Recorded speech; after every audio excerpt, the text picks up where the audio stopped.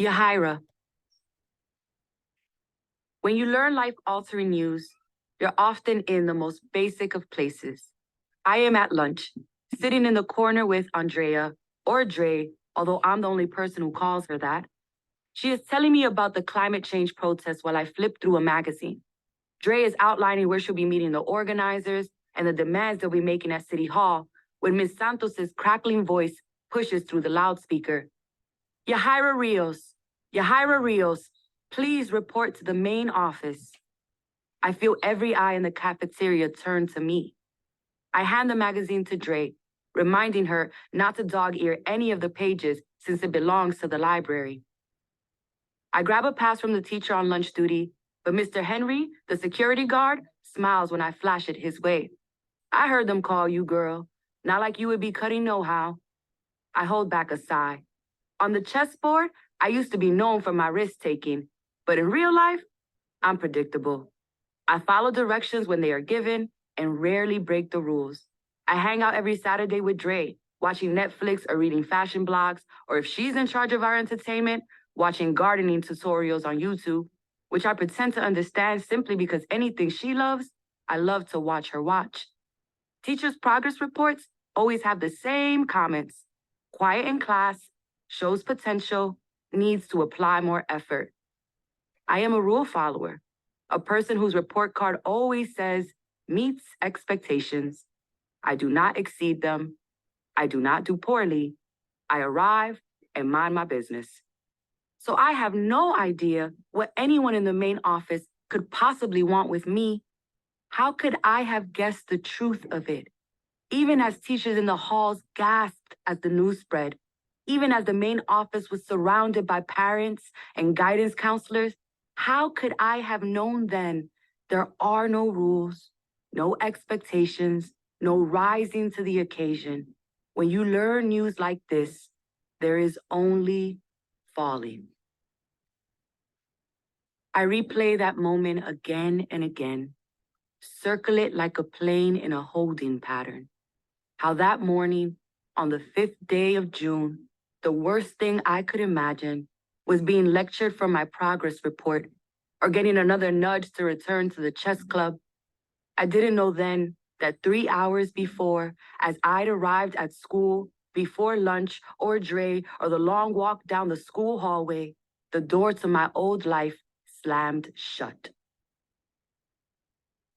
When I walk into the office, Mommy is here, wearing chancletas, her hair in rollers, and that's the move that telegraphs the play.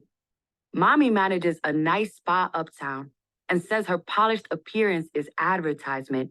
She never leaves the house anything less than Miss Universe Perfect. The principal's assistant, Miss Santos, comes from around her desk, puts an arm around my shoulders. She looks like she's been weeping. I want to shake her arm off, want to shove her back to her desk. That arm is trying to tell me something I don't have the stomach to hear. I don't want her comfort. Don't want Mommy here or anything about what's to come. I take a breath the way I used to before I walked into a room where every single person wanted to see me lose. Ma? When she looks at me, I notice her eyes are red and puffy, her bottom lip quivers, and she presses the tips of her fingers there as if to create a wall against the sob that threatens. She answers, Tu papi.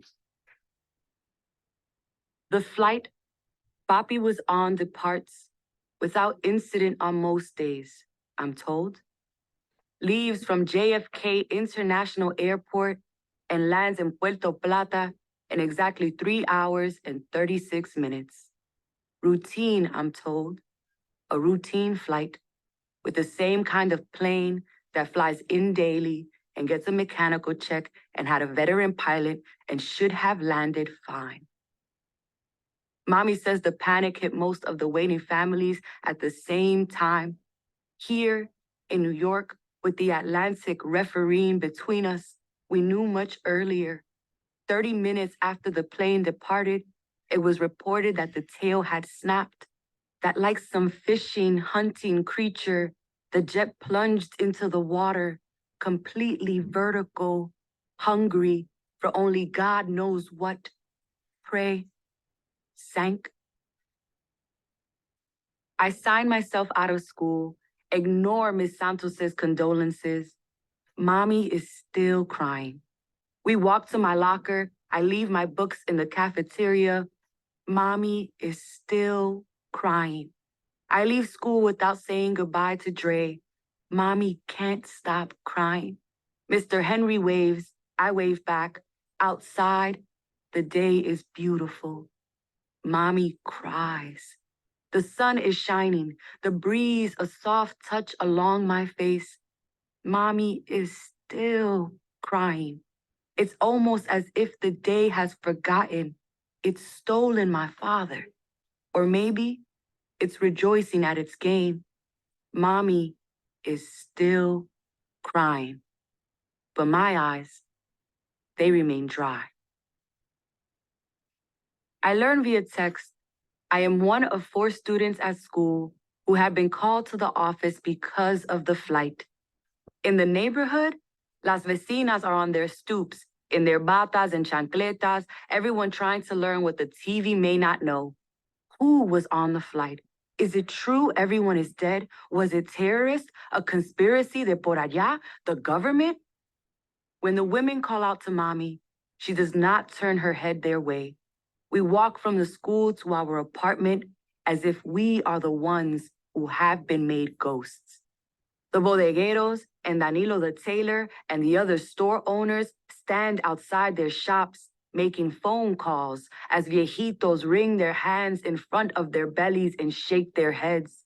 Here in Morningside Heights, we are a mix of people, Dominicans and Puerto Ricans and Haitians, Black Americans and Riverside Drive white folk, and of course, the Columbia students who disrupt everything, clueless to our joys and pains. But those of us from the island will all know someone who died on that flight. When we get to our building, Doña Gonzalez from the 5th floor calls out from her window. Pero mommy does not look up, does not look sideways, does not stop until we walk through our apartment door.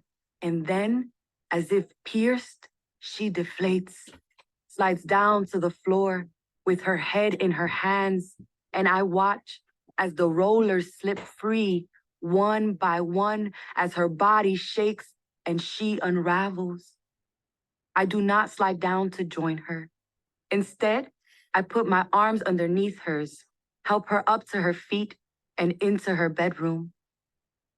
When the phone begins ringing, I answer and murmur to family, I take charge where no one else can. Last summer, when I learned my father's secret, it was like bank-style gates descended on my tongue. No words could escape. Those words I learned must be protected at all cost, even from my family. Papi thought my silence was because of chess, because I was angry at his disapproval.